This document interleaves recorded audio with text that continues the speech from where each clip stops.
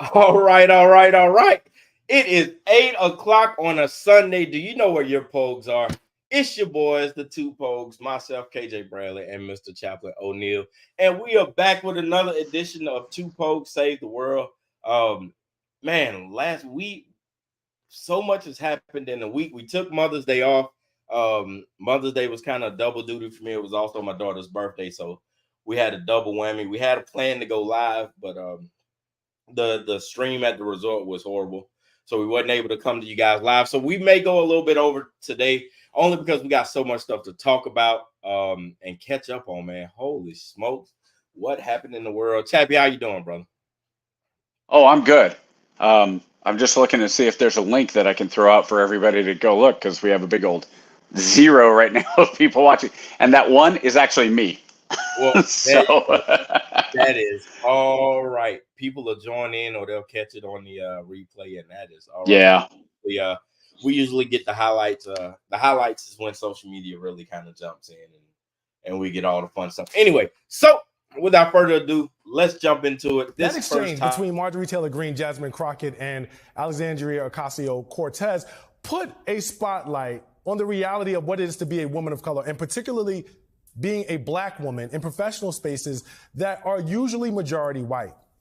Marjorie Taylor Greene insulted the appearance and the intelligence of Congresswoman Jasmine Crockett, one of her colleagues. It was a personal attack, an attack that had nothing to do with policy or even party affiliation. It was an attack that put Crockett in a position where she was forced to make a choice that many black women have found themselves having to make. Either sit there and allow Greene to insult and humiliate her, or stand 10 toes down on business and clap back. And by the way, I should mention that the men in this Congress have not behaved well by any means. In the last year alone. All right. So if you guys don't know, we had a little bit of an incident happening over in Congress today, where we a little bit of congressional chaos. One of our esteemed House representatives decided to make a personal quip about another member's eyelashes, and that set out all types of chaos. But before we go into it, I wanted to play this second video, and I think it'll give us a little more context as to why everything was happening, and we'll kind of come all the way back, and then we'll talk about it there. So I'll play that right now, and then we'll come right back. Commentary that addresses the substance of the issues or even the process, but we don't engage in personal insults. And when the chairman allowed the distinguished gentlelady from Georgia to attack another member's eyelashes or her personal appearance, the whole meeting descended at that point. There were members who skipped legislative votes yesterday to go to Donald Trump's trial. There was drinking going on in the hearing room. I can't even imagine what was going on their train and up in New York City. And the majority has modeled just extremely intemperate and rude conduct and behavior. And they really... I think I've heard enough. So what you just had is you had Representative Jamie Raskin basically just admit that Congress, during a hearing, during official capacity, is living it up, drinking it up, and they are getting buck wild in Congress. So many thoughts. I'm going to be reserved. Chappie, what are your thoughts first? well, when I first heard the insult of, I guess you can't see through those eyelashes, I have to admit, I kind of laughed a little bit. Now, I didn't know who she was talking to. All I saw was the clip. I didn't know if the person she was talking to was white, black, Latina, who it was. So to make it racial, I think is a bit silly at that point, especially with the vitriol that goes back and forth these days. But the drinking, so he said that, and what I read was that he was talking about the Dems that were drinking.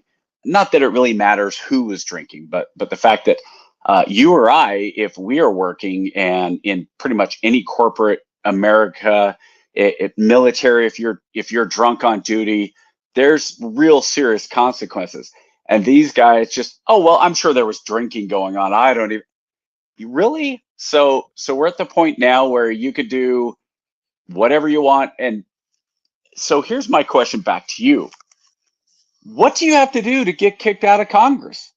I mean, we've seen one guy kicked out. Santos got kicked out for seems like pretty good reason. I mean, pretty serious fraud and all. But I mean, or was it? I mean, he lied about his resume. I'm sure there's plenty of people in Congress. Senator Blumenthal, in Connecticut, lied for years and years and years about being a Vietnam War hero, and it came out that nope, he wasn't. He lied all kinds about that. But we still call him Senator Blumenthal, and he's still in the Senate. So apparently, lying on your resume is not enough. I'm curious. Kicked out because he was stealing.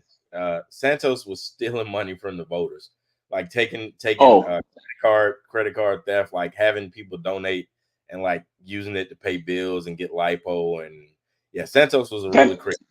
He deserved to be put out. Like he took congressional stealing to a whole new level. Like, oh boy, was like, yo, donate to my campaign, and then took the money to pay like his electric bill. Like, dude was. No, wait a minute. So you say stealing. So okay. So let's talk about him getting kicked out. And again, I'm 100% behind him getting kicked out. You have another sitting senator who is on trial right now for having gold bars that were given to him allegedly for bribery, which then he says, oh, no. I didn't take those for favors. They gave them to my wife. So, and we'll come back later on. Stay tuned. This is a teaser because later we're going to talk about somebody else's wife that will come back to play. But, it flabbergasts me that we're at the point where basically it doesn't matter what you do. You're not going to get kicked out of Congress.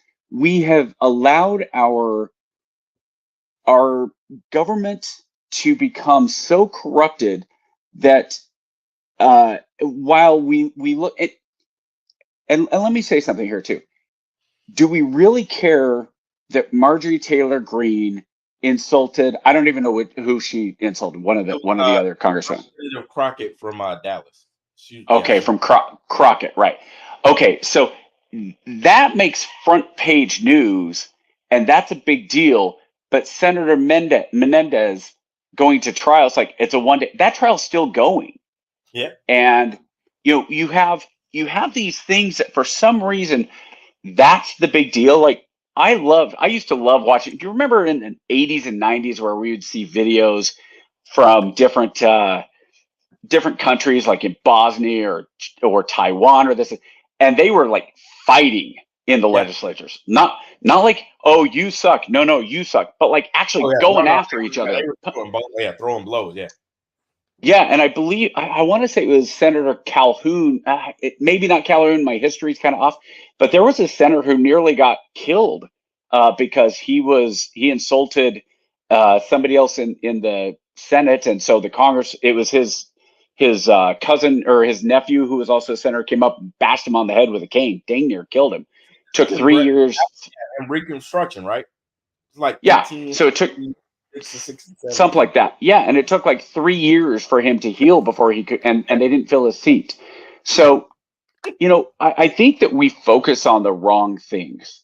These people are, they're not serious. And I include Marjorie Taylor Greene as much as I do Crockett in this.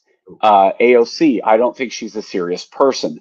I don't think a lot of the people, I don't think Nancy Pelosi is serious other than keeping on power. And that's the problem. When you go to vote, two POGs save the world. How do you save the world? Well, you start, first of all, by voting out people that shouldn't be in Congress anymore. If you hear a congressman say, hey, there's too many people on that island and it could tip over and capsize and kill a lot of people, that person probably should not be in Congress. Yeah. Now, I will take up for Congressman Crockett. Now, full disclosure, excuse me. I've been following Congressman Crockett for a while. I think this is her first or second term, and she's starting to develop a reputation for being a fact caller, right? Like she calls BS on both sides, right? Like even within the Democratic Party. But she's one of the very few members of the House that is truly there for the people, I believe. Like, I've seen her where obviously she's gone after Republicans and their thing, but she's also called out her own party for, not getting business done. Like, hey, why are we focusing on this? We got bigger issues. And then, she does like to tackle a lot of social issues and stuff like that too. So I figured it would only be about time before her and MTG get into it, man. I got to be honest with you.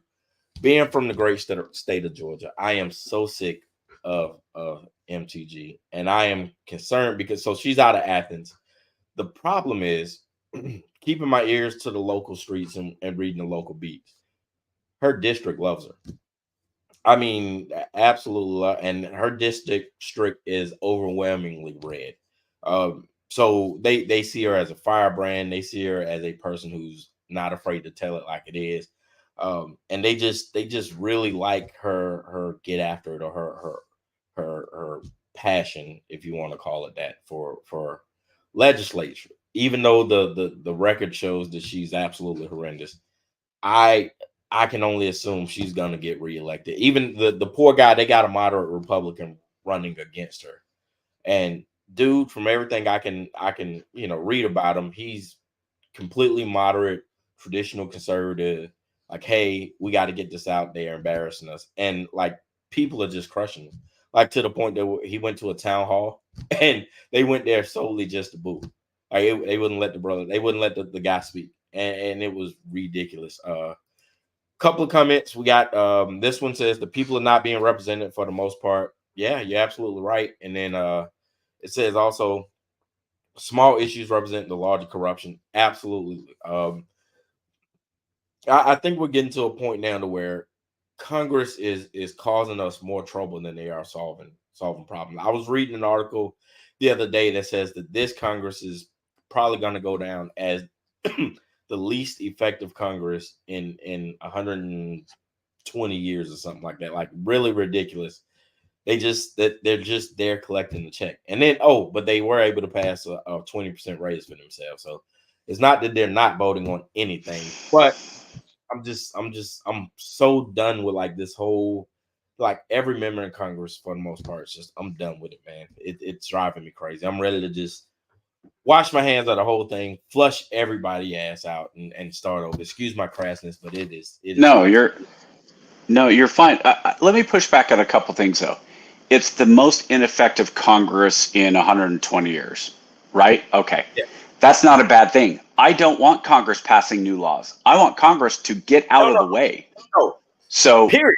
They don't vote. They don't vote. They haven't pushed any agendas forward. Nothing. That's fine.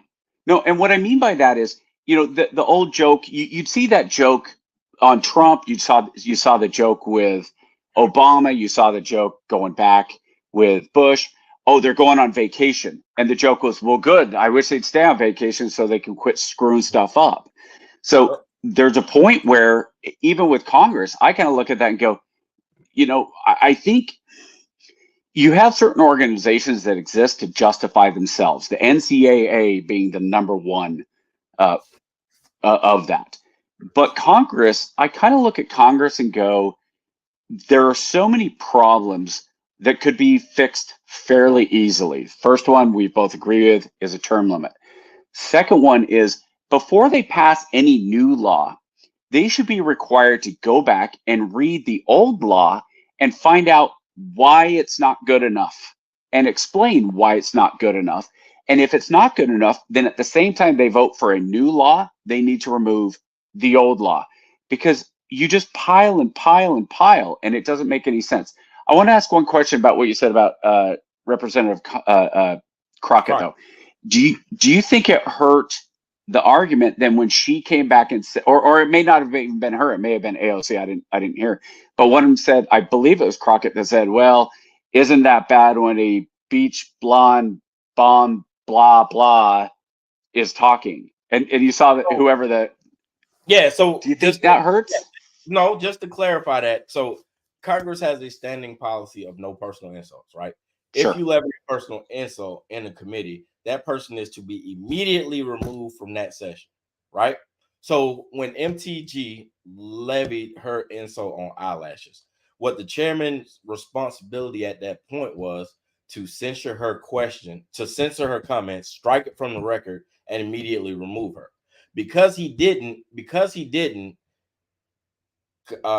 Congressman Crockett was asking for clarification. And yeah, she got a dig in, whatever. But her clarification was, if I were to call somebody a big bodied something, would that not be an attack on their personality? And then you would then, because I need to know what the limit is, because you're letting her stay by making personal attacks.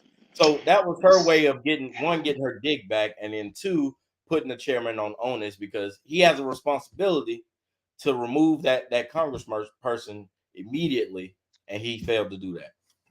So, KJ, if I say to you, well, Mr. Bradley, you obviously aren't reading that right.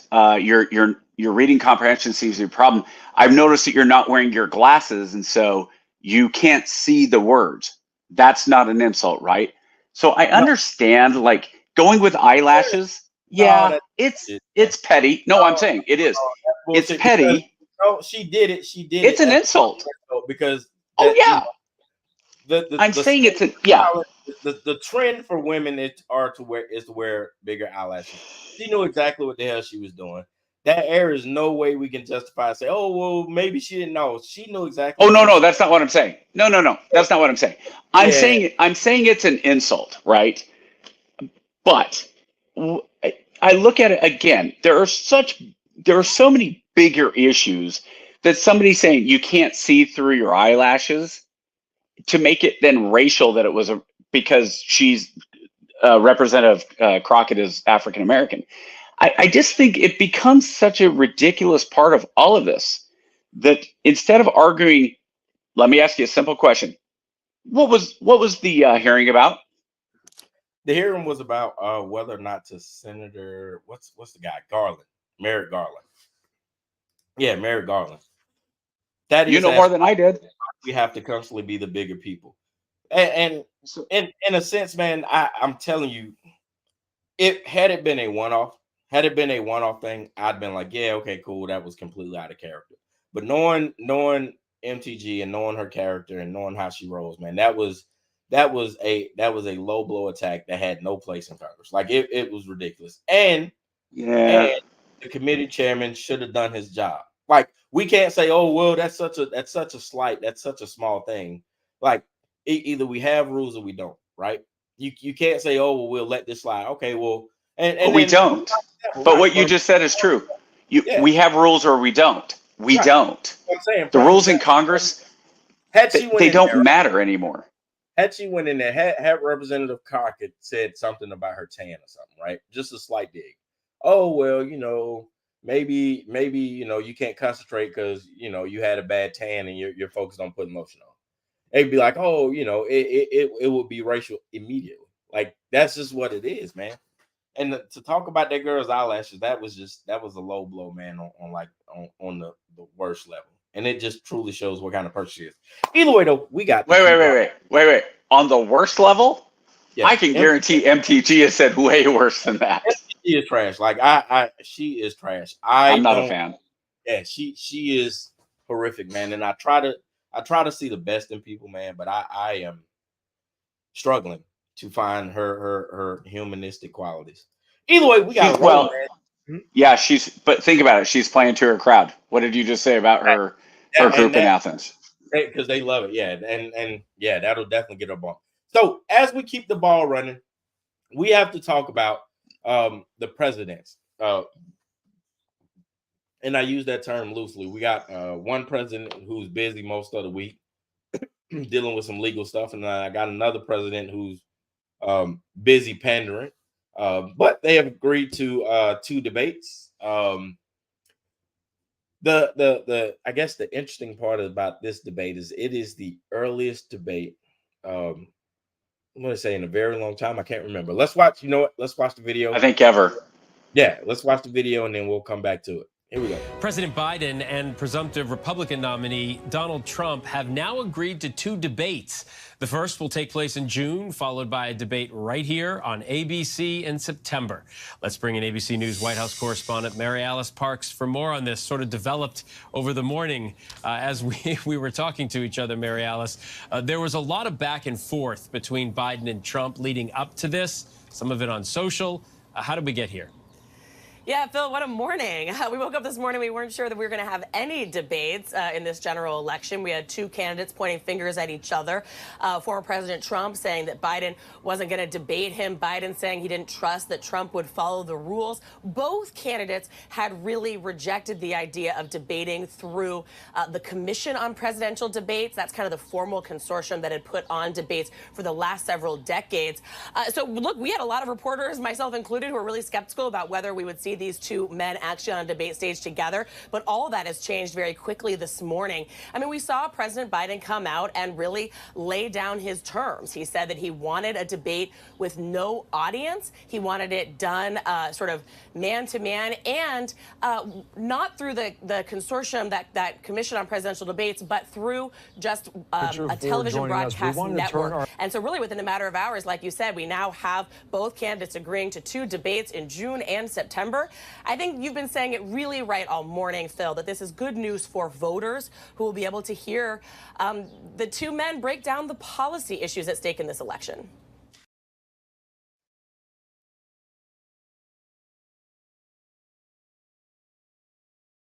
Well, I guess we lost KJ there for a little bit. So I guess there he is. There you're back. Yeah. So that's okay. As we were watching the video, a couple of things come to mind, right? So I think one, let's talk about the debates with the crowd, right? So I believe that we've gotten to a point now to where people have started strategically placing, what they call them, people in the crowds who fit their agenda. Like I know the for the Democratic primary, the current got red-handed, putting staff or whatever in there, and setting up people for questions, and then the blue team and the red team do it equally. So I like the idea of them being able to have a debate with no crowd, to be able to kind of talk.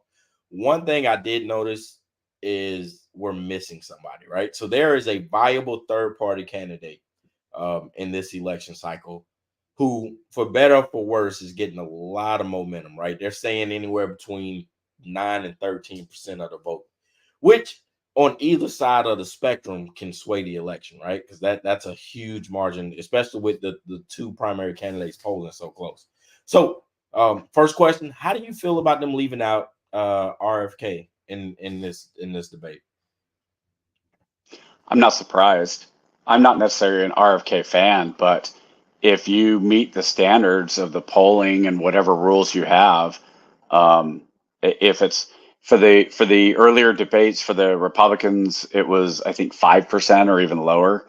So if you have RFK Jr. who's coming in at somewhere near double digits, I think it's a bit undemocratic to not have him in there. Like I said, I'm not a big fan, but if you have enough people that'll put you on there. I remember when Ross Perot was put in, and he probably cost George Bush Sr. the election. Yep. And if that's just how it is, well, that's how it is. Abraham Lincoln came to power as the president because basically as a third party guy, he'd come in, and the Democrats and there was another party that had kind of spun off, and so Lincoln covered the North, and there was an argument that said, well, if the other ones hadn't been in there, then honestly, it didn't matter because Lincoln still would have won enough in the North to beat Douglas. But I tell you, these debates I think are a lot of fluff and a lot of sizzle with absolutely no value at all. Yeah. If you don't know at this point what kind of president Trump is, what kind of president Biden is, then your head's been in the sand. If you don't know what kind of person Trump is, if you don't know what kind of person Biden is, And maybe, and honestly, I think that's why RFK Jr. is getting as much as he is. The No Labels Party, I think, made a mistake by simply not going out and finding somebody that had a viable name. I don't know who exactly that would be right now. I'd have to think about it. But I think the No Labels Party would have, that's what RFK is. I think he's a none of the above. You remember Yeah. the old Richard Pryor movie, Brewster's Millions? Millions, Yeah, I think none of the above would win this election in a landslide. Easily. I think so the way they set this up, so there is a national committee that's in charge of the debates, right? And they set everything up. So what Biden did was he went outside of these guys and said, "Hey, I want to debate and I'm going to set the rules for it. And if Trump accepts, then that's just what it's going to be." So there's no, I guess doing it that way, you get to kind of call the shots to say, well, I want who I want in the debate. So that's kind of why RFK got left out. But I think I think it's a cowardly move, right?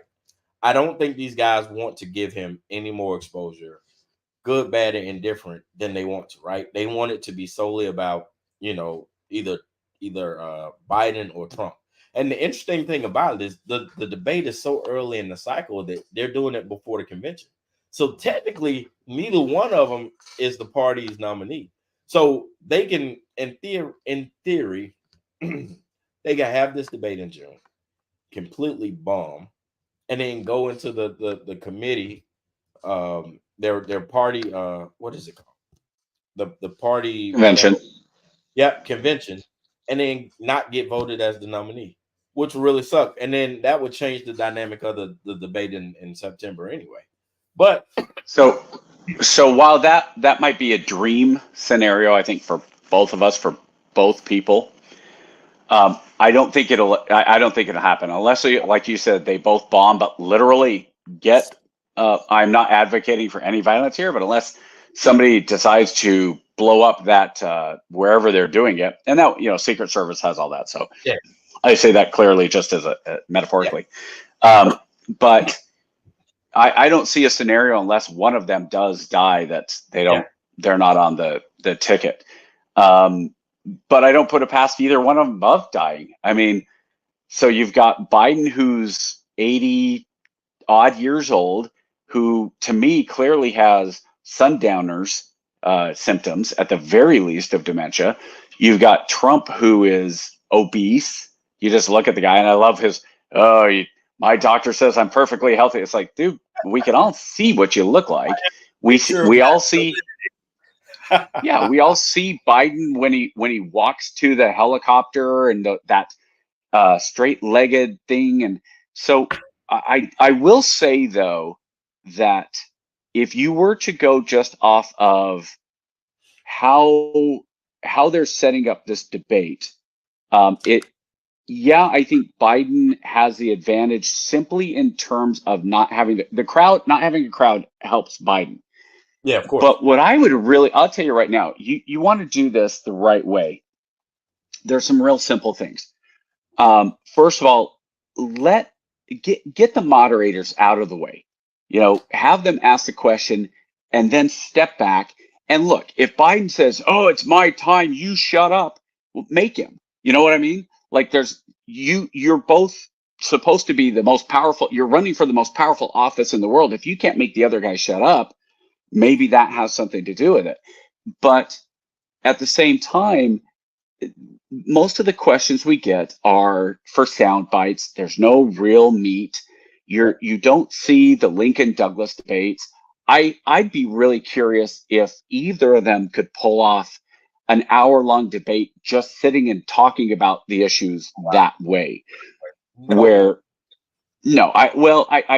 don't know. I think Trump would have the advantage there, but I just look at these debates and I think, what a waste of just energy. What a waste of opportunity. We're at the point in this country that we've got two people that everybody much agrees this is the best we can do, ?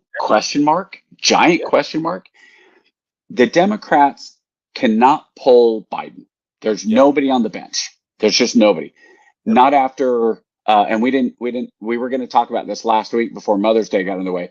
But when you have California mysteriously lose $20 billion that was supposed to go towards homeless people, you can't have Gavin Newsom come in.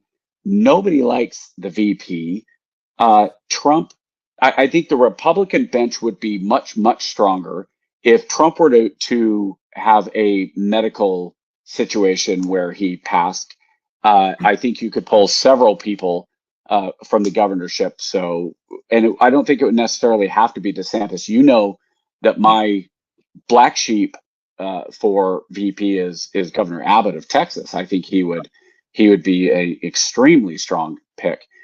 But I just look at all this stuff, and it's going to be more the same. We're going to talk about pandering here in a little bit, but that's all it is. You're going to get CNN and you're going to get ABC or whoever doing them. And so former President Trump, what do you think about China? Oh, China's horrible. China, we need to stop China.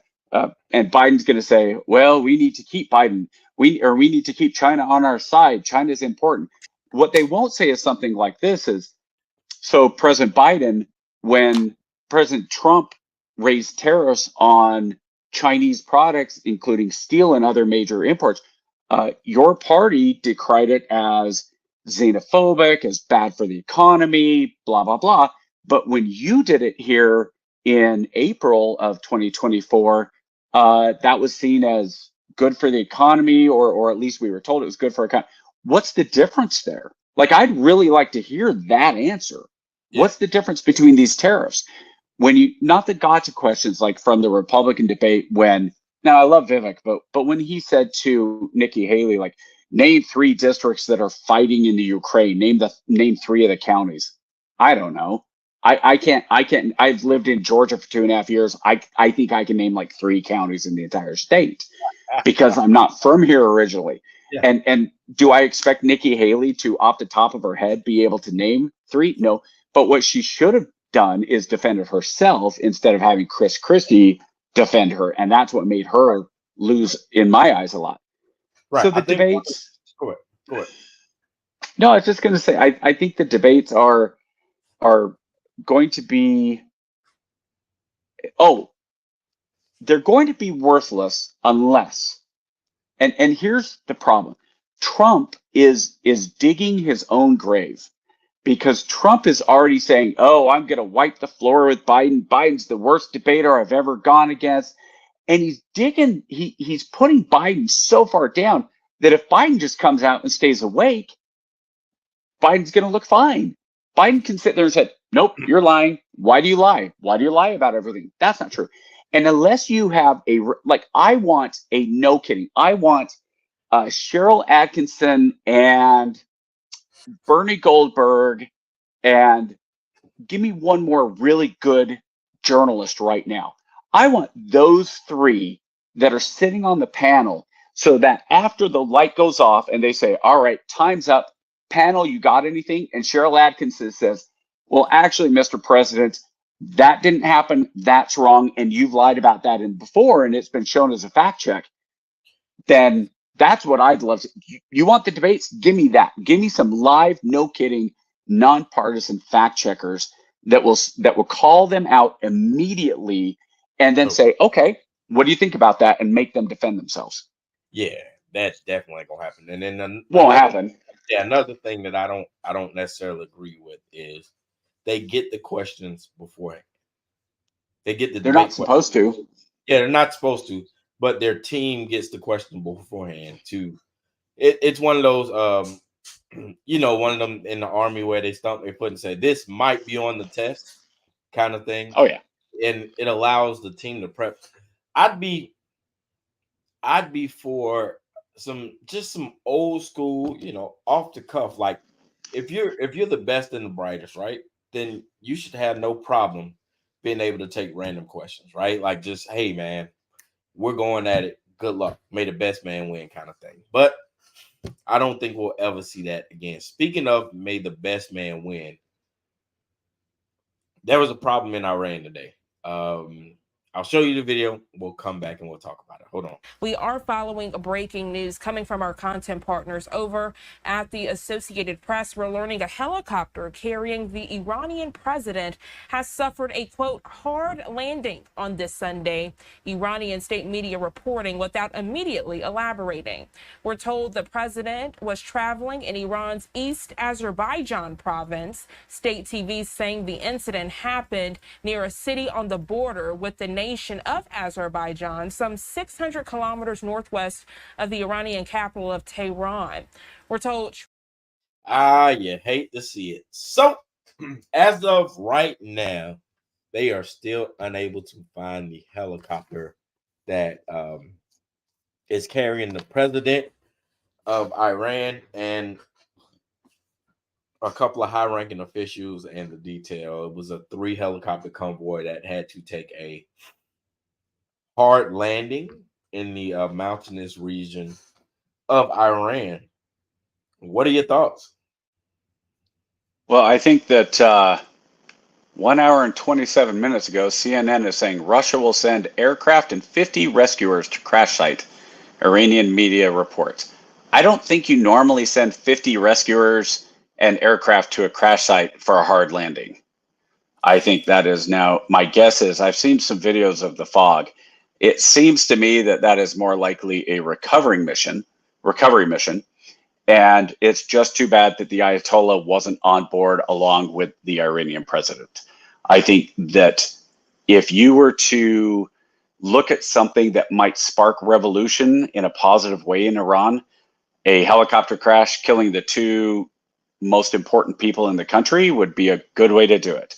If he did die and these officials died, I do not feel bad at all. And if anybody wants to go off and say, oh, Chaplain, don't think like that, that's not nice. I'm sorry. These are evil people who chant death to America. And I guarantee you that if the helicopter, if Marine One went down, killing President Biden, they would be the first ones going out into the streets, hooping and hollering, saying the evil has first step of evil has begun. So yeah, I hope he's dead, and I hope everybody aboard was dead, and I hope the Ayatollah is quick to follow, and I hope the Iranian people take the opportunity to rise up and overthrow an absolutely oppressive and horrible government that has done nothing but taken the oil from the country and turned it into acts of terrorism, acts of killing American citizens and soldiers in Iraq, proxy wars in Palestine with Hamas, with Hezbollah, with Yemen, and ultimately a democratic Iran would probably do more for the stability of the Middle East and peace in the Middle East and peace in the world than just about anywhere else in the world. So if this destabilizes Iran and turns it into some form of a democracy, I'm all for it. And Israel's going to get blamed whether this was a mechanical failure or an assassination. So Israel should just be like, hope you find him. So that's our thank you for our weekly cancellation spot. So yeah, if we survive next week, guys, you know where to find us. Either way, I have to agree. Am I wrong? No, you're absolutely right. And I hope they're dead. And I hope every last one of them dead. And I hope that Ayatollah has a heart attack thinking about it tonight. The only unfortunate incident in this situation is that the Ayatollah is still alive. That guy was single-handedly responsible for taking the lives of a lot of great men. And I hold him personally responsible. So take that how you want to. Yeah, it's what's that snake on the plane? With Samuel Jackson? Yeah, they did, and I hope I kill every last one of them. I truly cannot wait, and I hope to be on this planet to see the Ayatollah pass away. That will be a very joyous day for me, because that'll be vindication. Some good people. So with that, just to clarify, people, here's why we're saying that. Because we want Iran to be we want the Iranian people to be in a situation where they can actually live their lives, where they can have positive interactions, where the women aren't oppressed, where they can go to school, they don't have to wear head to toe face covering, where the women don't get beaten in the streets because they don't have the head to toe covering, where the oil is used for a positive purpose instead of using it to kill more innocent people. And it's not a matter of we have anything against Iran or the Iranian people. We're talking about the leaders that are creating and continuing this absolutely horrible government that is bad for the world. It's an evil government, flat out. It's an evil government. Undeniably. But I think I've said enough about that without us trying to get canceled or in trouble. So we are going to briefly pivot to our buddies over on the far western front in Ukraine. Let's see what's going on over there. We begin in Ukraine, where President Zelensky has admitted that a lack of manpower is sapping morale in the war against Russia. He was speaking as new laws to boost army recruitment come into effect. Prisoners will now be allowed to join, and fines have gone up for men who ignore the order to fight. In a TV interview, Mr. Zelensky also said Ukraine has a quarter of the air defences it needs to hold the front line against Russia. Here's a clip of the Ukrainian president talking about the new law on military recruitment. We need to staff the reserves. There are a serious number of brigades, which a large number of them are empty. We need to do this so the guys can have a normal rotation. Then their morale will be improved. Well, let's speak to our Ukraine correspondent, James Waterhouse, who is in Kyiv for us. James, good to Yeah, well, enough of that. So, having a little bit of issues with troop morale over in Ukraine. And I understand, having lived that experience, of how you can get fatigued on a heavy rotation. But what I can't necessarily agree with is the fact that he continuously to say that he doesn't get enough help or he's not getting enough resources, and essentially blaming the continuation of the war effort on everyone else except the troops in Ukraine. I think we blew past 200 billion in equipment and funding single-handedly to help those guys over the last couple of years in this conflict. And the fact that he continues to come on interviews and say that the West isn't doing enough to help is almost a slap in the face, man. Like, what else can we do? Like, the fact that you guys aren't Russian territory now is solely because of the United States defense systems that we've given you, and the missiles and the rockets and the helicopters. Now you're saying because we won't give you the 22 Raptors or the upgraded F-18s, we're not doing our part. So that kind of bothers me a little bit. What are your thoughts? First of all, can you hear me okay? Yeah, hear you just fine. You're okay. Right. Now my headphones died or something happened with the technical side. So I've thought this for a while now, that when you have a country like Ukraine, which has traditionally been one of the most corrupt governments in the world, Ukraine's been seen as a corrupt government for years and years and years, decades. Yeah. Money laundering, corruption, all that stuff. And you take $200 billion and you're sending it to Ukraine, and the president is saying, hey, that's not enough. We're running out of things. So and we never got these things. We didn't get the artillery that was promised. We didn't get these things. So now the question becomes, okay, is he lying or is he telling the truth? If he's lying, then I don't think that does him a lot of good, because he's saying, hey, we didn't get this stuff. And then it's very easy for the US and Europe and these countries to go, what are you talking about? Here's the receipts, right? We've sent you this money. But if he's not telling or if he's telling the truth that they haven't gotten these things, where is this $200 billion going? I've been saying that now for months. I've been banging the drum. Look, you want to support Ukraine? Fine. I want receipts. I want to know where the $200 billion that taxpayers have been spending, and the Congress has no problem, and in fact flies, waves little Ukrainian flags after they vote the bill. That they have. Where's the money? Where's the money? That's my question.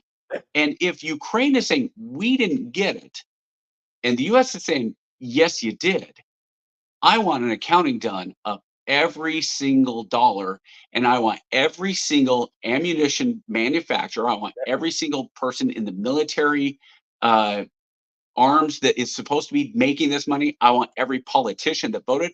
I want all of them audited because I want to know where the money's going. This to me seems like the biggest money laundering scam that we've seen this side of art. And if we can't demand as again, like as people, if we're not demanding that our Congress people, our representatives in Congress, not only are doing investigating, but then hold people accountable. I have yet to see anything where it's like, okay, we're going to do a hearing on COVID, on Fauci. We're going to do a hearing on the spending in Ukraine. We're going to do a hearing on the whatever.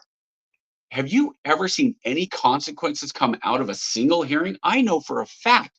You look at these hearings and it's like that person lied, like flat out lied to Congress. Have you ever seen a charge? I'm But pretty sure it's a federal crime to lie under subpoena.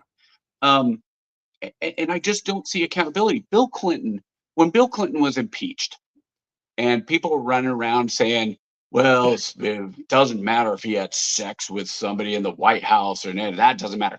My whole thing back then was, I don't care if he had sex in the White House. I mean, he's cheating on his wife. He's a dirtbag. That doesn't surprise me.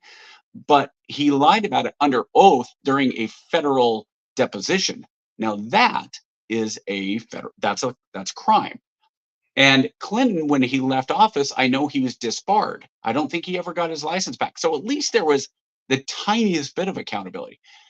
So where is the accountability for this money? Where's the accountability of the choices that people are making? Where's the account?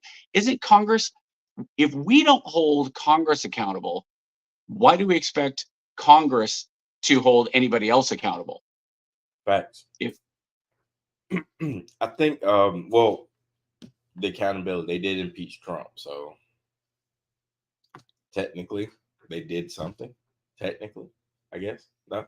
Well, I tried, man. Listen, I anything, and I never wanted to become that veteran, right? I never wanted to be that anti-government veteran, right? That but it is becoming very hard to support a government with so much overhead, so much dysfunction, right? Zelensky is saying that, hey, yeah, you promised us such and such money, but that money's not coming to us. That money's going into the U.S. manufacturers' pockets who hire the employees to create the weapons that you guys send to us. So it's basically boosting up the American economy. But then you sit back and you look at our economy, and we're at, what are we, 10% inflation plus or minus. Jobs are being lost and not filled in. Somebody's lying. And it's almost like Iraq all over again, right? I don't know if you're familiar when just all that caseloads and caseloads of money just went unaccounted for. Like they send it out the door and then, no accountability for it whatsoever. It's like it's California all over again here in Ukraine. But I don't know. Hopefully Newsom. Did you see, by the way, not to get too far off topic, did you see Newsom tried to pitch a $20 billion tunnel project in California? Absolutely ridiculous, man. I don't see how people trust him with money at all. I saw a reporter ask Newsom about the deficit and how California went from a surplus to a deficit. And he might as well have been speaking gibberish with how much sense he made. And if, again, this isn't just federal, but like California, when I retire and I ask my wife, where do you want to live? We'd love to live in California. It's great as far as the physical features of the state go. As Mhm. far as the politics and the taxes and the red tape and everything else that goes along with it, no, there's just no way. It's a completely mismanaged country or a state, and we're getting to that point where we can see that reflected. They say California is a microcosm of the rest of the country, and I think that's absolutely true. Yeah. But to just kind of finish off Ukraine, if I was going to say, is there any value in the United States continuing to support Ukraine? I would say yes. And the value is because the more, and it sucks, but the more Russian blood that is shed because Putin wants this, the better for the rest of the world. Again, there's another politician that I would love to see overthrown. And if Putin, like, Putin's probably not asking for the money from the rest of the world because he's probably going into his personal bank account. He's probably funding a lot of this personally. Probably. Yeah, and so if you look at Ukraine, and I've seen some of the arguments of, well, if Ukraine falls, then people are worried about Russia continuing on and rolling into the rest of Europe. Dude, they can't take Ukraine.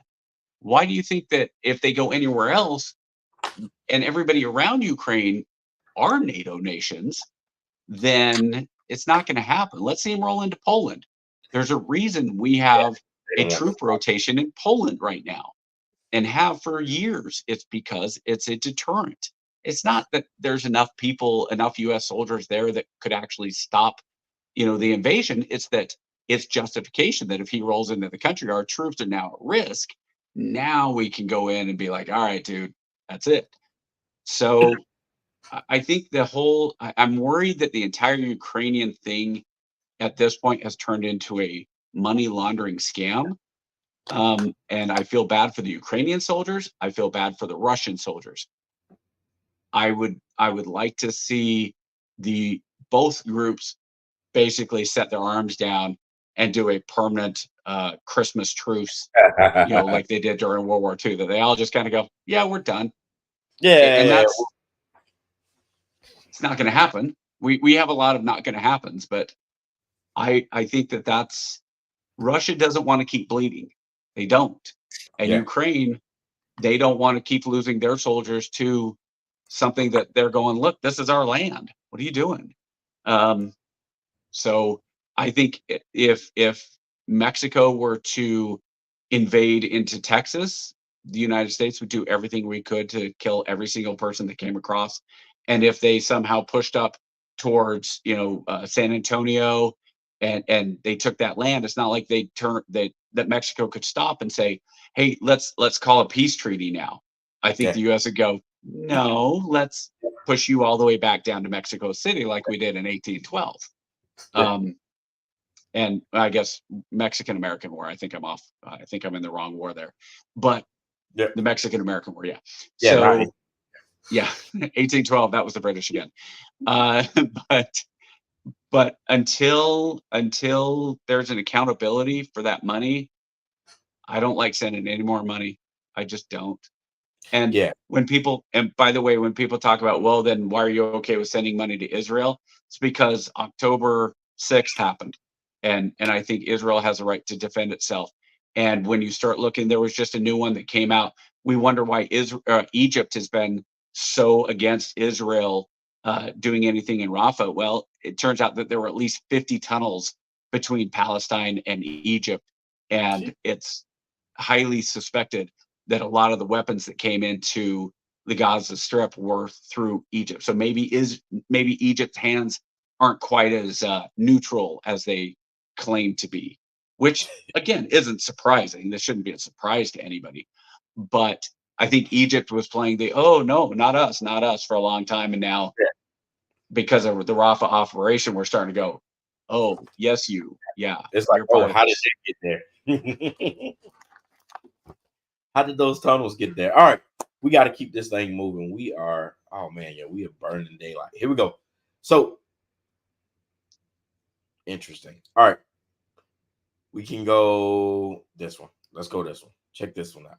Supreme Court Justice Samuel Alito under fire after the New York Times published a picture of an upside-down flag flown outside his home in 2021, just days after the January 6th riot. Our senior national correspondent, Terry Moran, is outside the Supreme Court with the story. Good morning, Terry. Good morning, Rebecca. Justice Alito is no stranger to controversy, but this incident at his home in the days after the January 6th attack on our Capitol is stunning and unprecedented at the Supreme Court. This morning, an unusual controversy is swirling around Supreme Court Justice Samuel Alito. The New York Times published this photo. It shows the conservative justice's home with the American flag flying upside down outside of it. And the Times says it was taken. Yeah. So, update. Justice Alito says, "Oh, that wasn't me. That was my wife, and she was at war with my neighbor, and my wife did it. I didn't know anything about it." You buying any of that? I am. I think this is a hit job. It's from 2000. From his wife, though? No. I'm buying that that's what it was. Oh. But for the New York Times, you call me cynical, but the New York Times is coming out with a picture from something over 3 years ago that was not an issue. And now it's coming up right before Trump and his lawyers are pushing to have their case heard in front of the Supreme Court about what he can be charged with and what he can't be charged with. And Alito, who is known to be a very conservative, constitutional-based judge, it would probably be beneficial for the left to remove him from that case. It's amazing how things pop up like that.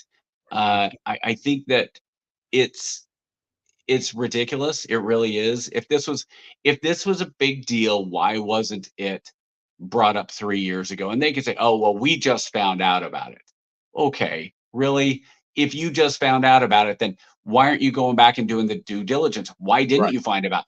Did you not find out about it 3 years ago because it really wasn't a big deal even 3 years ago? To me, that would make a lot more sense. Yeah. I think it's just another situation like Kavanaugh, with Blasey Ford coming up and saying he raped me 35, 40 years ago, and Kavanaugh's going, who's this? Oh no, you know who it is. You raped me when? Well, back then. Where? It was at a party. I don't remember that party. I don't prove you weren't there. How do you prove a negative? It's just the same. It's the same playbook that just seems to come up, and it's one of those things. Just wait. You want to make a bet right now? Let's bet $1 that before the election, sometime in October, there's a new rape accusation against President Trump, former President Trump. No way. No. You don't think there will be a new one? No, man. Trump got his hands full with everything else. I think anybody who tries to come after the former president after all of this mess is just it's fodder. I will say, in regards to this situation, I'm not necessarily a fan of them taking a Justice Thomas approach and blaming his wife. But it's like, dude, that happened. All right, January 6th happened way back in the day. If you've had this video, why the hell were you sitting on it, right? If it was such a big deal that he's an insurrectionist and you're questioning his values, this guy's ruled on some very important cases over the last 3 years. That probably should have been brought up. So yeah, the timing is iffy, but it's like everything else, man. They'll hold it over your head until they need to use it, and they say, "Well, give me what I want, or else I'm gonna go public." And I don't foresee this being any different, man. So I'm just so over government, man. All right, let's find something else to talk about. Oh, we got one more. Where'd you go? There you go. All right. So we got one more thing I wanted to show you. And this video is pretty lengthy, but I dug this up out of the archives.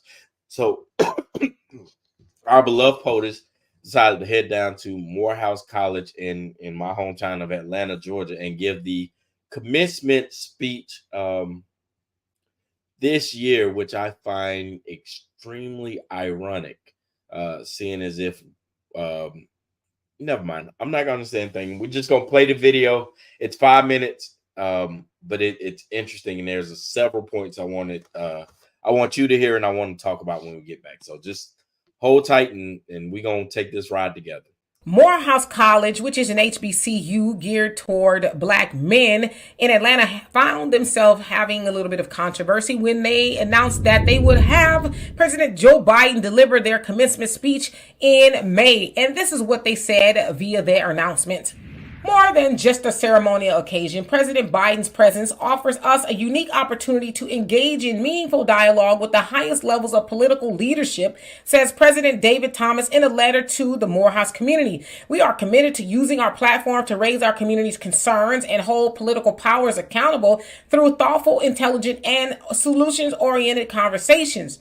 Our goal is to initiate change, shift perspectives, and provide clarity on topics that may not be widely known or understood. And so he said all that to say basically we are bringing President Joe Biden here to pander to Black men because we know that Black men are starting to leave the Democratic Party more so now than ever because they feel disenfranchised by the Democratic Party, which Joe Biden is, right? That's my not so humble opinion. But nevertheless, there was a brother named Sheed, and I'm not sure if he goes to Morehouse. He might.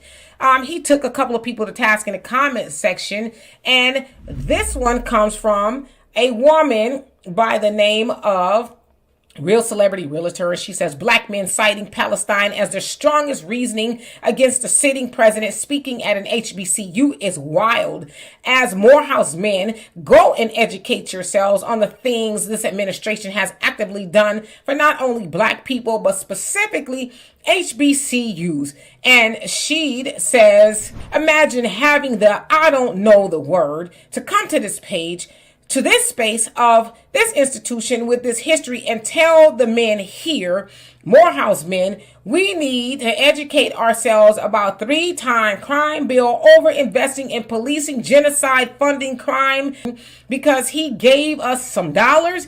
It's clear some of y'all have zero idea what Morehouse is about, and it's probably more appropriate you sit this conversation out about our institution. Well, tell them how you really feel. And you know what? I co-sign that 100%.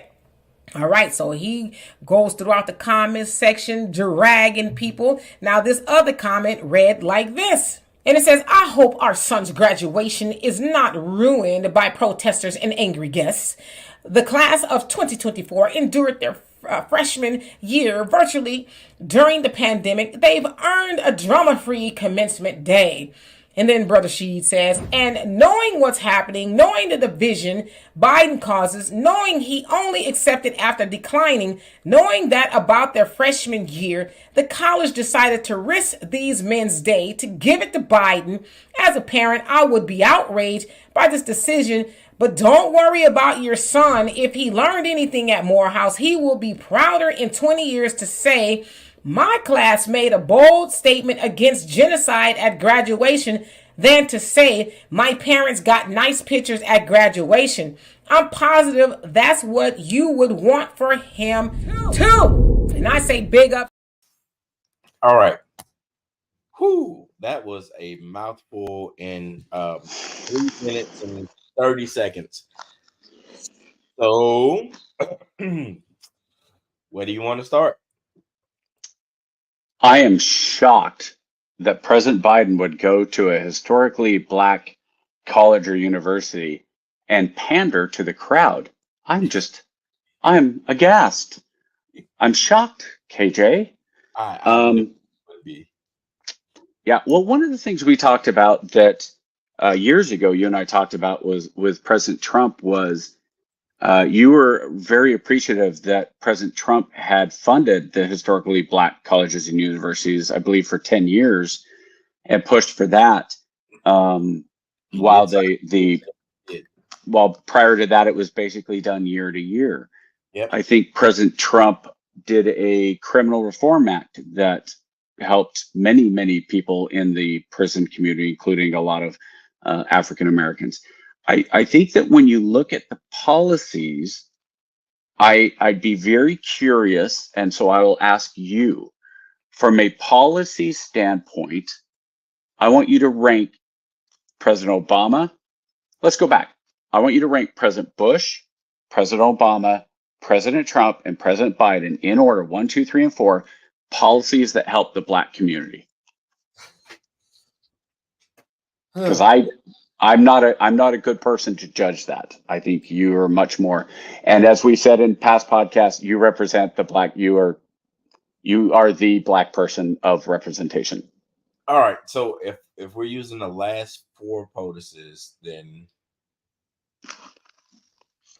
I would probably place Trump 1 because he was the most willing to allow the Congressional Black Caucus to get some much needed bills across that kept stalling. The HBCU bill they've been trying to get passed since Bush to take it off of annual funding. That didn't happen until the Trump bill. The jail reform act was another bill that was pushed by the Black Caucus that for whatever reason during the years of Obama and Biden and not Biden, Obama and Bush, it never got through. But President Trump did sign those bills into action. So I think in giving credit to the POTUS who signed it as opposed to the work that was done, then yeah, Trump would definitely be my number 1 for signing that stuff into action. 2, I'm using a little bit of my blackness here, has to be Obama. The Healthcare Act, and it wasn't a perfect deal, right? And we know Obama has his issues, but the intent was great, right? Universal, that was our first true crack at healthcare reform and universal health care. So he would be 2. President Bush would be 3. W. And you know what? Bush gets a lot of pushback, right? Like, I think he's one of those presidents where you're gonna have to go back and look at his presidency and then say, and look at it through a different lens. Like right now, my generation only sees the war, right? And they say, oh, he's a horrible president because of the war. How could he? Iraq, right? But outside of that, he's a pretty decent president. I mean, economy kind of fluctuates every 8-year cycle, blah, blah, blah. But policy-wise, fiscally, he was a true conservative, and we were able to flourish economically, minus that whole downturn with debt. Biden is 4, and I mean, if I could rank him lower than that, it would be lower than that. The issue I have with the Biden administration, and it's just that he's been who he always was, right? Biden has been the chameleon that will say anything and do anything to get what he needs. And the minute he gets what he wants, the dude, he'll go left on you in a heartbeat. I didn't like him as an Obama VP. I thought that was a horrible pandering move. I understand why they put him on the ticket. I thought there were better candidates in both election cycles for Obama. Absolutely can't stand him or Kamala for president of VP. And then if you look back over the policies, you'll see it's the same thing, man. A whole lot of promise, a whole lot of flash and substance, right?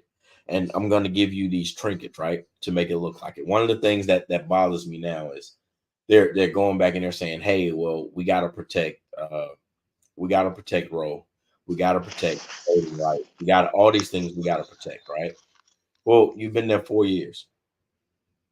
Why the flip flop hasn't been a priority, right? You ran on this. These were things that you ran on.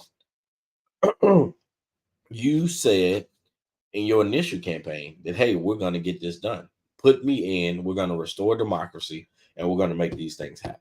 That's what you said.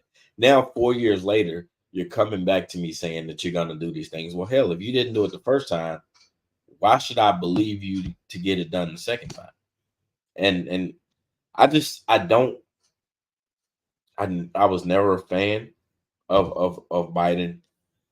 As the years have gone on, I've become less of a fan. And just the VP pick is just, I don't know. It's one of the most condescending, irrational picks in the history of picks, right?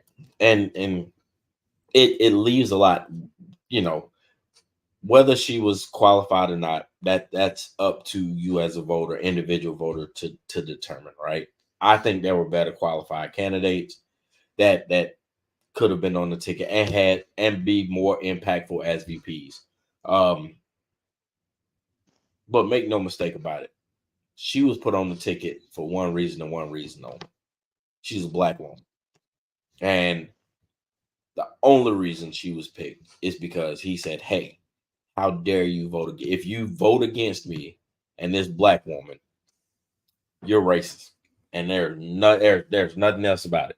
That's it. And that is such a condescending slap in the face. And I think the black community, men in particular, women not as much, but men in particular are starting to come to the realization and understanding that, hey man, it's not a blue or red thing.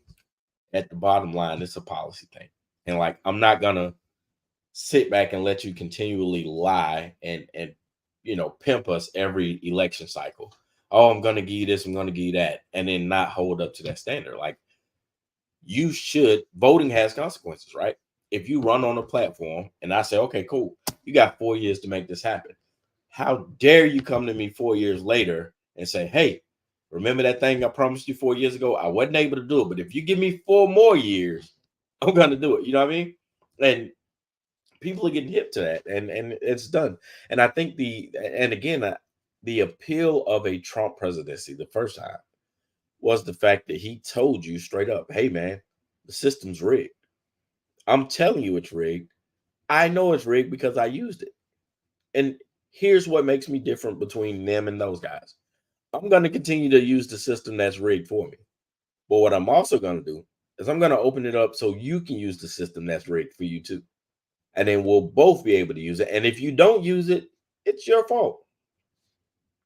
How do you argue against that rationale? And I think that is the appeal of a Trump over Biden, right? Because I know no matter how bad Trump is, what he's going to do is he is going to open the doors, right? And say, hey, look, the system's jacked up. Everybody's out for themselves. You better get it while the getting's good, right? Whereas Biden is like, oh, no, everything's fine. The economy's fine. The stock's fine. You guys are wonderful. Don't worry about nothing. Don't even look this way. We'll handle it. And if it's something to report, we'll tell it to you, right? So, yeah. That I don't want to belabor the point. That's No, so one thing I want to bring up also with Biden is I think any bonus points that Biden might get for having Kamala Harris as the first black VP or Ketanji Brown Carter as the first black female on the Supreme Court, he loses any goodwill from that because he's coming out and basically saying, I will make this a black woman. Absolutely. By doing that, you're saying you've just wiped out any credentials that Brown Jackson had. She's not good enough on who she is, and we've talked about this.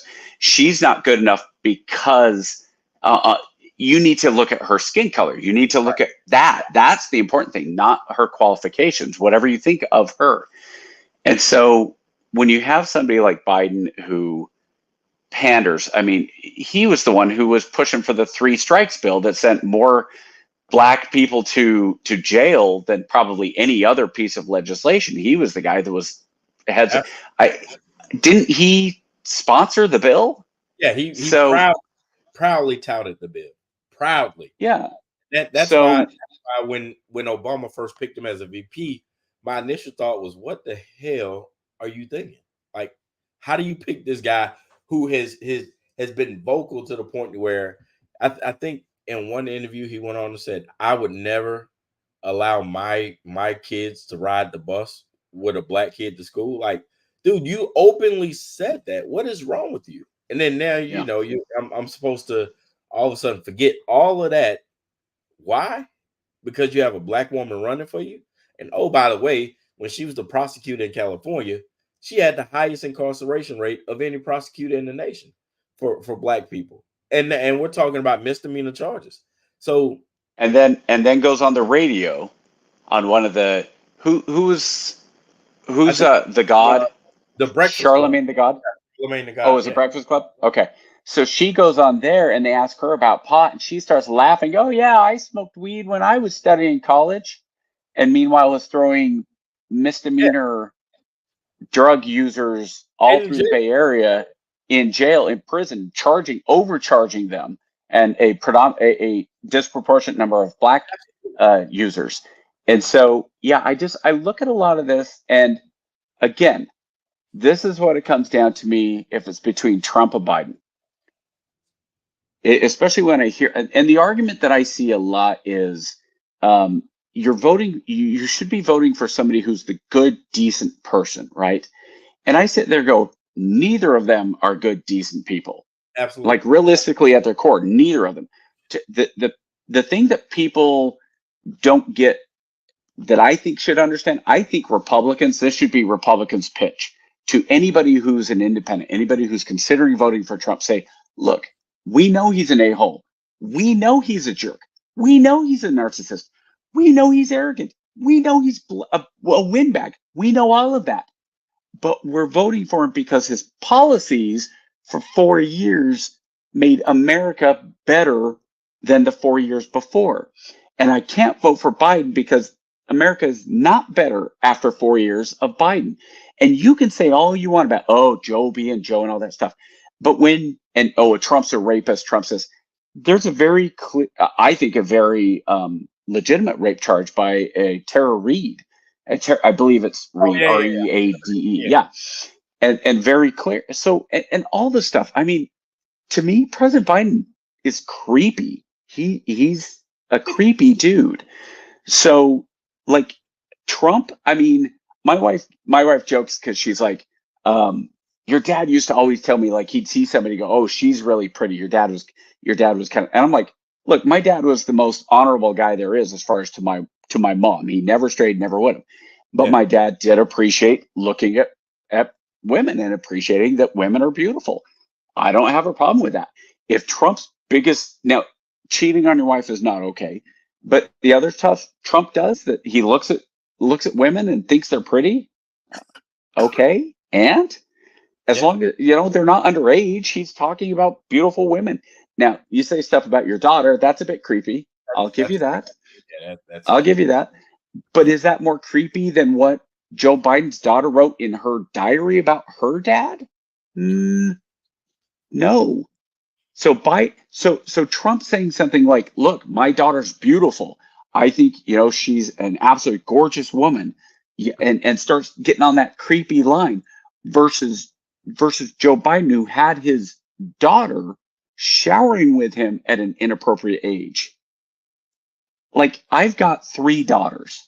My youngest is 10. Yeah. I don't let my daughter into the bathroom when I'm showering. And Biden was actively showering with his daughter. It's kind of, it's weird, right? Like, yeah, weird is about the nicest thing you can say about that. So again, we get into a little bit of gray area with the Army because, of course, I'm not attacking the person. We're trying to talk about policies. So if you're taking that I'm attacking President Biden as a person, please don't. I'm not meaning to attack him. I think some of the things that people do as politicians and their policies are in line and not against Army policy. I don't believe they are. And correct me if I'm wrong, but I just look at what is going on in this country, and I wish there was a better third choice than RFK Jr. I would put him into the debate. I think that it would be very interesting if RFK got into the debate and actually, I don't want to say dominated, but let's say he won both debates. Let's just say he won. And now you get into, I think you know where I'm going. And now enough people vote that, let's say, I don't know, Utah goes for RFK Jr. and Michigan goes for RFK Jr. and Alabama goes for RFK Jr. And suddenly Trump and Biden split, and neither of them get enough electoral votes. Now it goes to the House. Could you imagine what's going on with the House right now, where it's like a 1 or 2 person difference right now, and the vote goes to the House, and the House votes? I believe the House can vote for anybody they want at that point. I don't think they have to vote for one of the 2 candidates either, or one of the 3 candidates. Could you imagine where they come up with a somebody that is, I don't want to say like Manchin, but somebody like Manchin, where they go, well, he or she, they're kind of middle ground, middle person. We can both stomach them. We both appreciate that person. I don't know who that person honestly would be. I don't have a person in mind. They all vote and say, let's bring in Tulsi Gabbard to be the president of the United States. The chaos. Oh my gosh. I think we're at the point in this country that short of mass murder of Congress, something like that is a shakeup that maybe this country needs. How do you piss off both major parties? You must be doing something right. And you know what? Let's say you bring in Tulsi Gabbard, and then on the other side you bring in Dan Crenshaw as the VP, or switch them. I tell you what was her name from Arizona? Sensima? Was that her name? Yeah, she's batshit crazy though. I'm not really a fan of hers. But she, to me, she does the same thing the Manchin does. She goes, no, I'm not going to let my own party make me do something that's wrong. Now she's very liberal. She's too far left for me, but I appreciate her for doing things that she goes, no, I'm not going to vote to get rid of the filibuster. That's not something that's okay. She had at least the foresight to say, we're not going to do what Harry Reid did, which is go from 2/3 down to 50%. And then when Republican used it against Democrats, they're, oh, how dare they use that? Well, dude, Harry Reid was the one who did it. Yeah. So I think there's something to be said at this point for chaos in America. Chaos at this point in America. I don't buy the whole Civil War thing, honestly. I don't. I think if you're talking about a civil war, you're talking about 3% on the far left and 3% on the far right. And at that point, if the shooting starts, those 3% are going to get killed by the other 40% on their 47% on their side, right? The 3% nutsoid Nazis on my side that are far, far right, the conservatives, we're gonna shut them down. And I think that the traditional liberals are going to shut down the far left kooks on the left. I think when it comes to Civil War, man, the generation that could actually, has the knowledge and the capability to actually do a Civil War, they're too old. They're aging out. And oh no, we're not, dude. Gen X, man. We get stuff done. Yeah, I know, but we're also 40s, 50s. Like, we'll give you a good 7-14 days. Then after that, arthritis starts kicking in and backaches. Yeah, we're good. I don't think Gen X would need more than 14 days, KJ. Have you seen the average 19-year-old these days? I was just gonna say the other half of that is, Gen Z, and you're like, a 25. I look at it like this: a non-military 25-year-old gets their hand on a gun, pulls the trigger once and drops it and holds their hands over their ears going, that's too loud. I'm not doing that again. Oh yeah. And then the ones that don't practice any discipline, they just pray and spray. All right. We got and I was just going to say the ones that do know how to hunt and shoot, they're going to be on the side of keeping America a bastion for democracy and freedom to begin with. Yep. All right. So we got one more to talk about. And well, let's just play it. We'll run it all the way through so we can see the camera. And yeah, we'll talk about it afterwards. So hold on tight. This one's gonna be fun. We got to play it a different way because of the length. Here we go. Much for joining us. We wanted to turn our attention to likely the top story of the day about a U.S. airman that was shot and killed by police late last week. Of course, Roger Fortson, a 23-year-old. Of course, we're also learning more information about the body cam footage that was recently released by Okaloosa County Sheriff's Office. I do want to play this video out for you here on Live Now from Fox as we get more understanding into what happened, more reaction from people. But of course, viewer discretion is advised for this. Let's listen in and watch this body cam footage. Like right after it, but I wasn't sure where it came from. Okay. And I couldn't call, like, I didn't want to call the police and, like, you know. Which room is it? 1401. 1401, okay. 1401. But the girl sounded scared, the one that called. She said, she was like, it sounds like it's getting really out of hand. So it's hit number 4, huh? Yeah. Okay. You be fair, we stand out there and directed the deputy that's coming to this area? It's not, you're going to go up to the 4th floor and it's going to be on this side. Gotcha.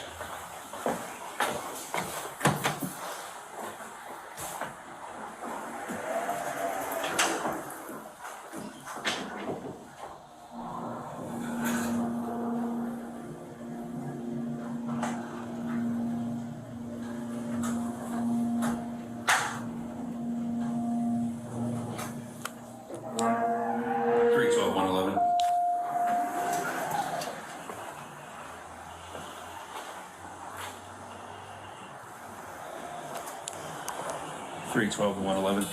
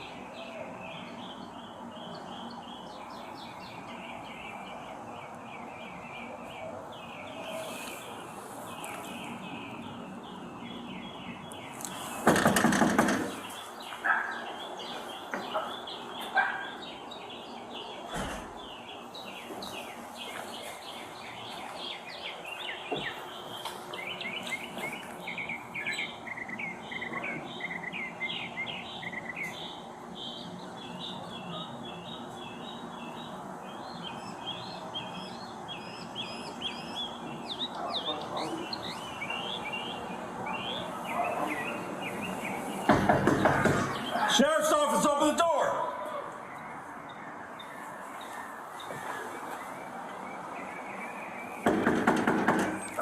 Sheriff's office, open the door! Step out. Drop the gun! Drop the gun! It's over there. Drop the gun! I don't have it. All right, that was some very disturbing images there of this body cam footage that was released. And I did want to show.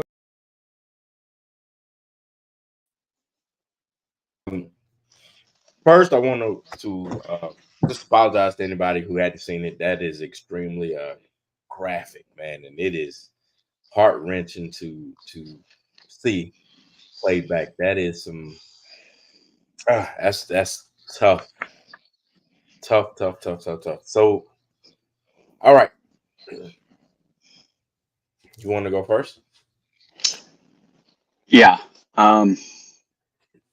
This is one of those that is an incredibly difficult one because there are mistakes that cascaded into the death of an Air Force member. And it doesn't matter if it was an Air Force member, but he was in the Air Force.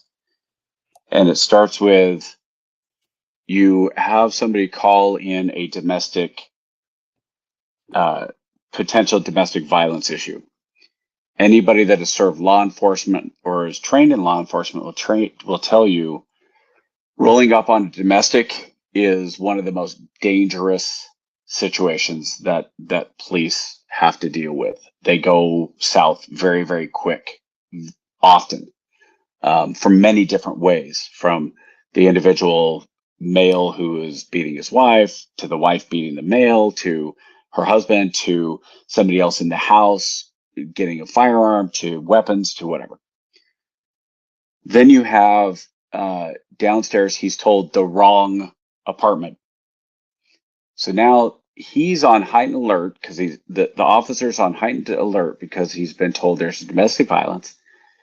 The lady downstairs says, yes, this is what I was told. It sounded like that they were fighting and it was getting out of control. And so automatically she's telling him her understanding is it's a potentially dangerous situation. So now he's goes upstairs, knocks on the door, doesn't get a response, bangs on the door a second time. This time you hear him yell, "Sheriff Department." You notice where he's standing the first time. He's staying out because you stand over there because if somebody's going to shoot through the door, you want to be out of the way of where those bullets are going to go.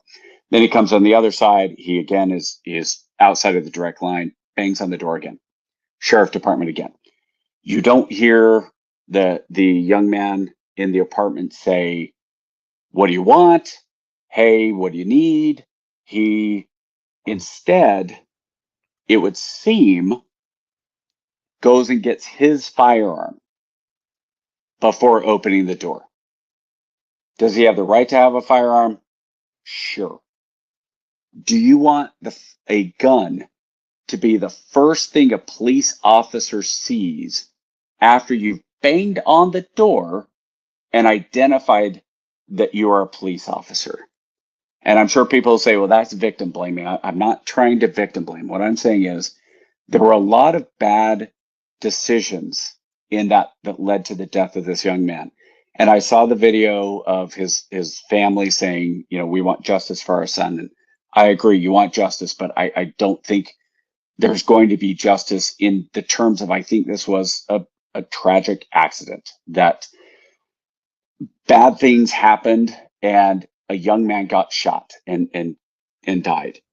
I think that if you are ever in a situation where you have a police officer roll up on you, whether you're white, black, Latino, Asian, whatever, you want to do everything you can to calm the situation down, because what you don't know, and you can say, well, how come we're the ones who have to calm it down? They're arresting me and doing that, and I didn't do anything wrong.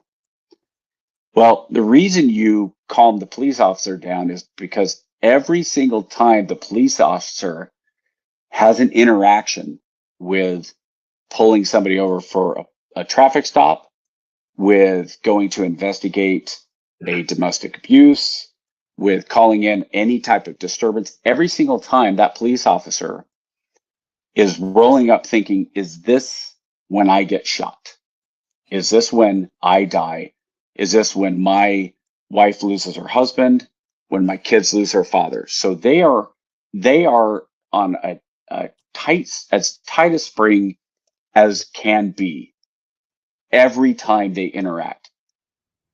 So it sucks. KJ, I don't know if you want to share your experience, and I certainly don't. If you don't feel comfortable, I don't want you to.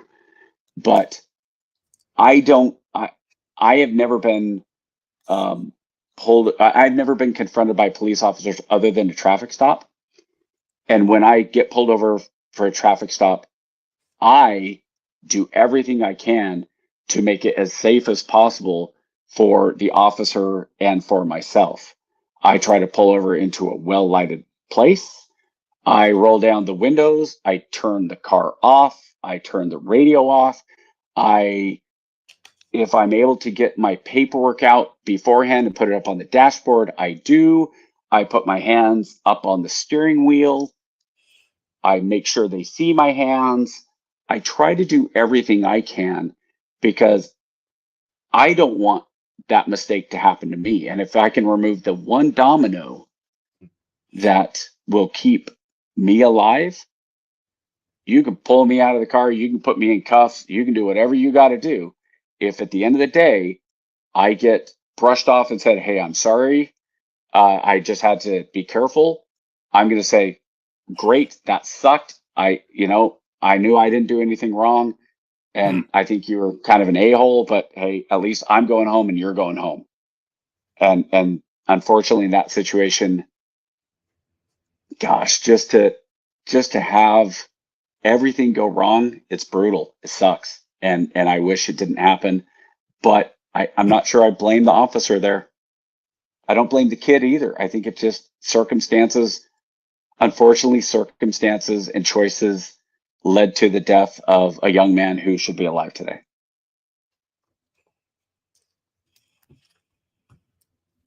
I saw it a little differently, and I'll explain it to Sure. you why. So that is an existential fear of every black man in America, unfortunately.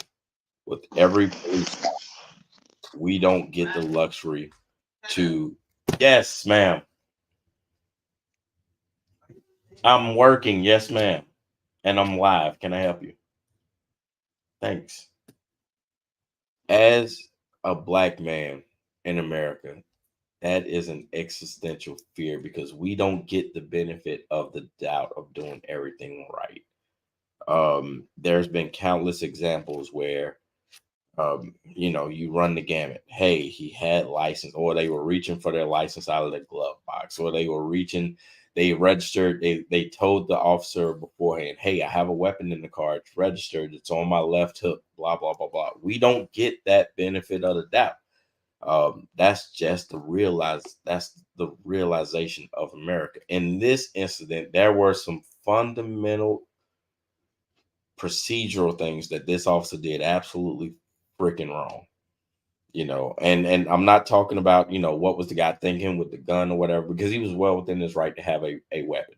And Lord knows we've seen our counterparts walk around with weapons in their hand and not be engaged in milliseconds of seeing the weapon, right? We can both agree that, there's been times where officers have gone into hostile situations with our white counterparts who are fully armed to the teeth and used all of their negotiation tactics, right, prior to squeezing the trigger. But in this incident, first thing he did when he got onto the scene and he responded to the call, he knew it was a DV, right? You and I both know you never go into a hostile situation alone. He was by himself. Backup was coming. He did not wait.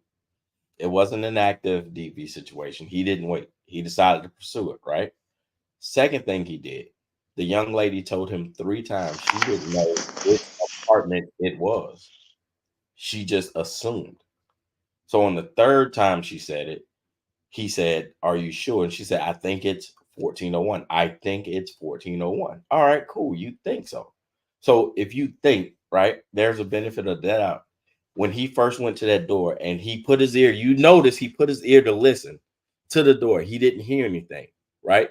Which further confirms that, hey, this is not an active environment. I shouldn't be trigger happy. Now, I got it. Instinct, you always want to be ready. You don't know what it is, right?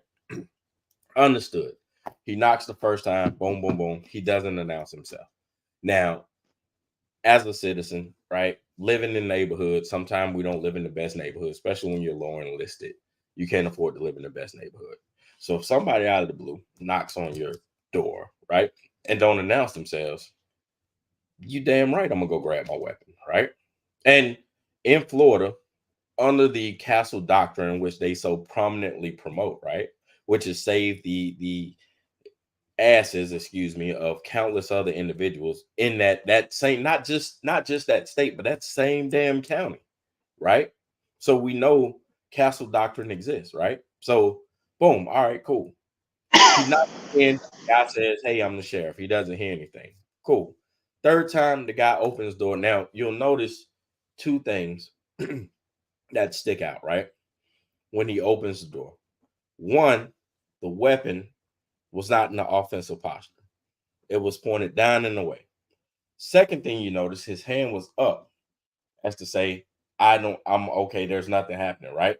This officer, because he wasn't drawn when the door was open. He drew after he saw the weapon. So what you see is the airman opens the door, pistol down to his waist, hand up.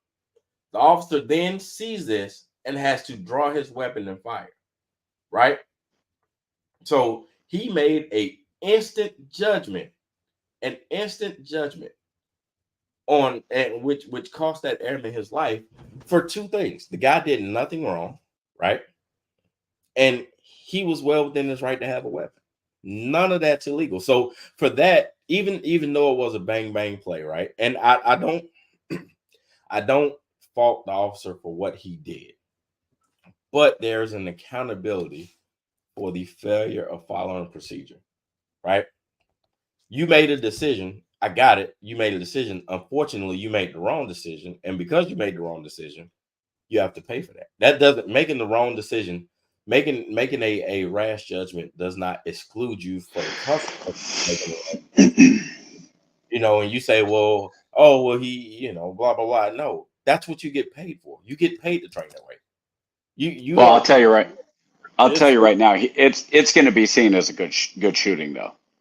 Hey, it probably is, which is unfortunate because it in my eyes, it was piss poor training by So I would say a couple things. If he shows up and he puts his ear against it and he doesn't hear anything, and let's say it had been the right apartment and that the male had stabbed the girlfriend to death, then the officers, well, why didn't you go in? You know, the press would go after him. Why didn't you go in? And you know, the girlfriend, let's make some assumptions. The girlfriend was black and you didn't care, blah, blah. So for police officers, there's a damned if you do, damned if you don't. He knocks on the door, opens the door. The other interesting thing is, that was a quick draw. I mean, to go from knocking on the door, one of the things I saw, he knocked on the door opens. That means he had his hand open. He wasn't down in a draw. You know, weapon wasn't out. So he sees the gun and pulls. Okay. And the problem is, and here's where the officers, I understand it. You know, we can say what if, shoulda, coulda. On the other side, if the airman had decided, now again, we know this airman, it was the wrong place. And so, but if the airman had been the DV and raises his gun up and shoots the officer, we would have a dead officer right now too. That's why I look at it and go, it is a no-win situation for officers. You see, I think there's a big difference between that. Do you remember seeing the video where it was like in a hotel and the officer had his gun drawn? And I couldn't tell you the officer's racial background. But he was having the two on the floor, two white males on the floor. Put your hands up, come forward, right? And they were doing everything that was said. And all of a sudden, the cop just opens fire and kills both of them. Yeah. So unfortunately, it happens, and it is really, really difficult because I think that policing is such a tough job, and having been a former military police myself, I will say this: I always give the benefit of the doubt to the police officer until they don't deserve it anymore. So when I hear the family say justice for the individual, I say, okay, justice for that individual means, to me at least, for a police officer, justice means investigating the officer, if appropriate, charging the officer, if appropriate, trying the officer, and then whatever judgment. So when George Floyd was killed and the knee on the back, knee on the neck, and all that stuff, I was with the officer the whole time because I've been trained where you are on the back, not on fully on the neck, but you're on the side of the neck with your boot on the like your knees basically you're facing their feet, Right. and your toe is on the ground with your boot up by their ear, and your weight is on their back, on their shoulder blade to hold them down. They can't go anywhere. Right. And the I can't breathe, that's happened a lot. We've always, you hear that whether people can breathe. And the old joke is, even when you're messing with your kids, like, I can't breathe. Or when you were kids, right? I can't breathe. If you couldn't breathe, you wouldn't be saying that, right? Yeah. Okay. So for me, when I think his name, Officer Chavin, I believe was his name for George Floyd. Yep. When the prosecutor got up and he said in his closing remarks, he said, no matter what else happened, whether George Floyd was using drugs or not, whether he was actively high or not, whether he didn't want to get into the vehicle or not, whether he didn't want to lay down on the ground or not, whether he was on the ground being lawfully or unlawfully detained or not. The fact that if at any point Officer Chavin had taken his weight off of George Floyd and still kept him in control, but taken the weight off, George Floyd would not be dead. I went, yep, he's guilty. Yeah. Involuntary, I don't agree with the man. I didn't agree with the murder charge, but involuntary manslaughter, absolutely. And so a situation like this, and I try to have empathy. Yeah. For your side. I understand that I have not gone through that. I know that statistically, interaction between the police are generally of like. Black officers generally interact with black individuals much more. White officers interact with white individuals much more. That's same for Latino. That's same for Asian, whatever, depending on which community. Because police departments are at least try to be somewhat conscious of that. That if you see somebody who looks like you, you're more likely to have that pause. Right. So, I mean, I look at this and it's a tragedy. I don't think it's something that is right, that it's going to come down and it's going to be a multi-million-dollar settlement, which it seems to be more often than not, even if it's a good shooting. Because ironically, what that also does. So let's say, from where it's a crime challenged community. Let's say. Mm-hmm. So what did you just do? Let's say the family is then awarded $5 million. Let's just throw a number out there, $5 million.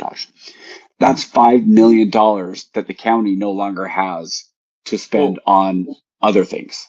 Well, the family is in Atlanta. He was stationed in Tampa. So okay, but my point is that the family would still sue. The lawsuit would happen in Tampa. Yeah. And if there was a judgment, it would go against the Tampa area. Which again, and I agree with you, Tampa. I've got a cousin who's down there. I've been to Tampa. I liked it.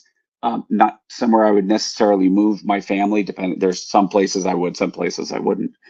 And that's true of other, throughout everywhere. That's true for you as well, right? But I look at it and I have a hard time anytime it is a split second. And yeah, procedural. Is that the procedure of waiting until your partner's there? If a partner was there, does that stop the kid from opening the door with a gun? But probably not. That's the thing. I don't necessarily think the shooting, right? Because you give them the leeway to make the split second decision. Unfortunately, when it comes to people of color, they're exponentially more quick to pull the fucking trigger. But And you might be right, and that's why I'm saying I don't know if the other having a deputy having backup there but would no, have slowed him down.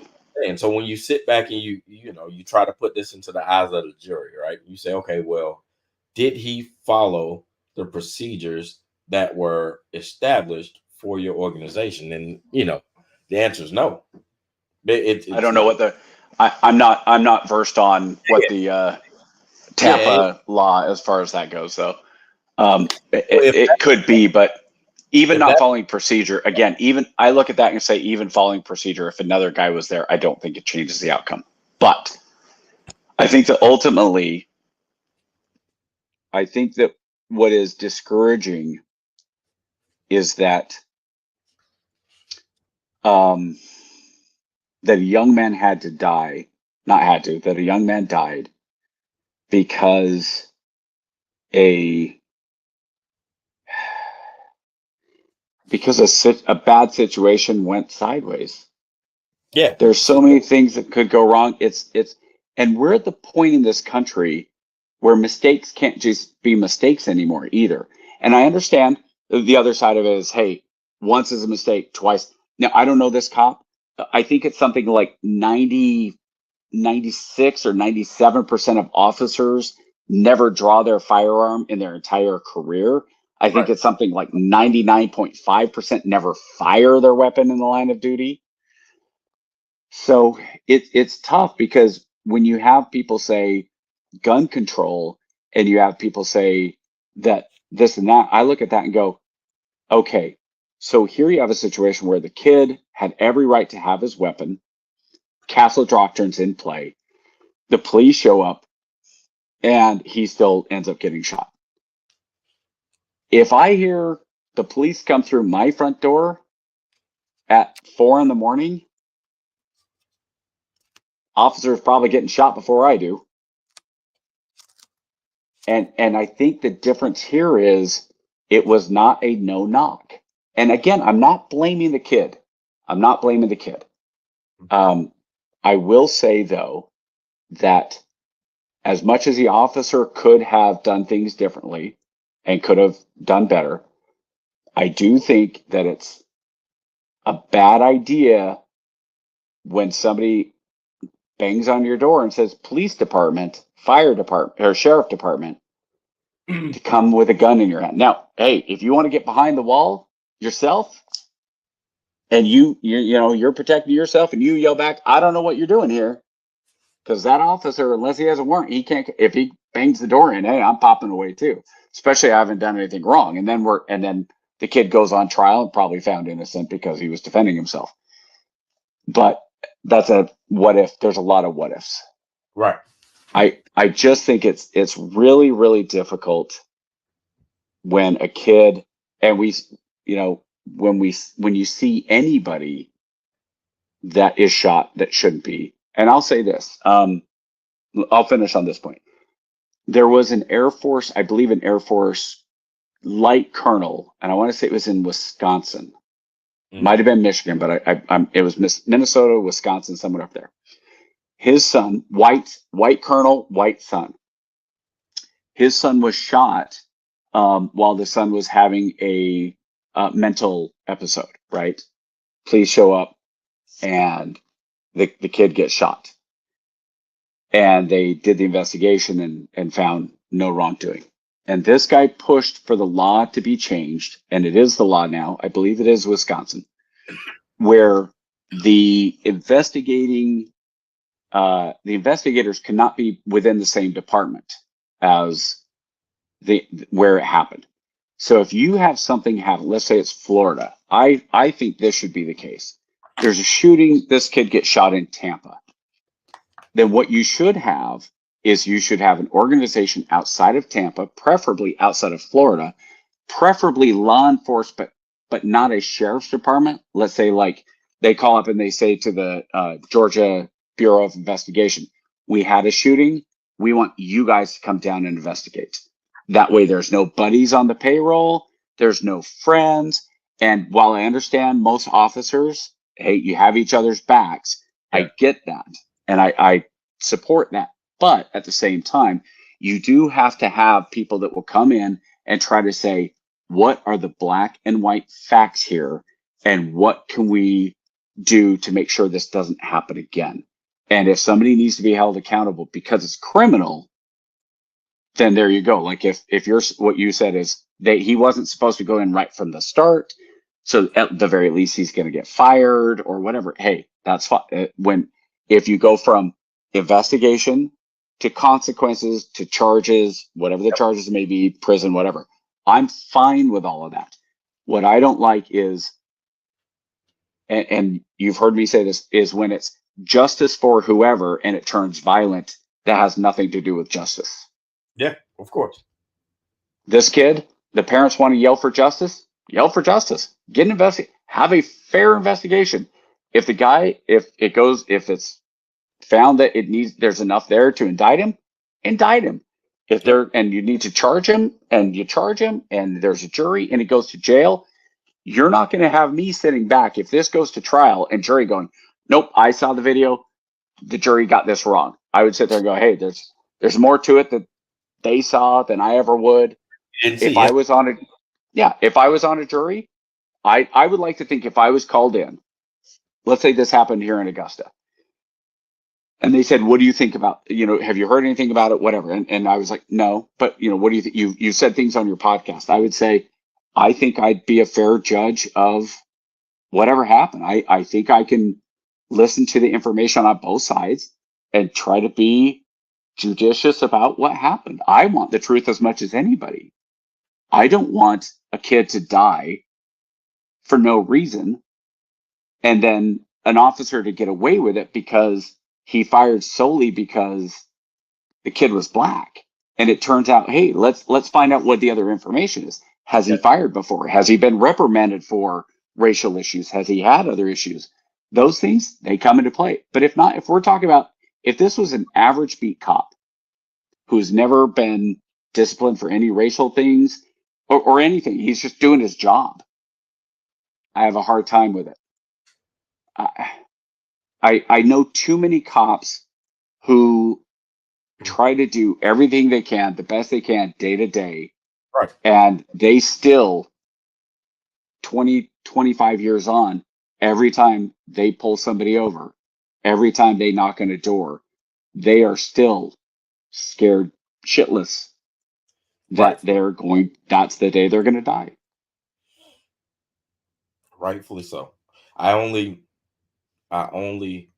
hope that the person that they're pulling over, they're stopping, don't have to experience that same fear. Yeah. That way.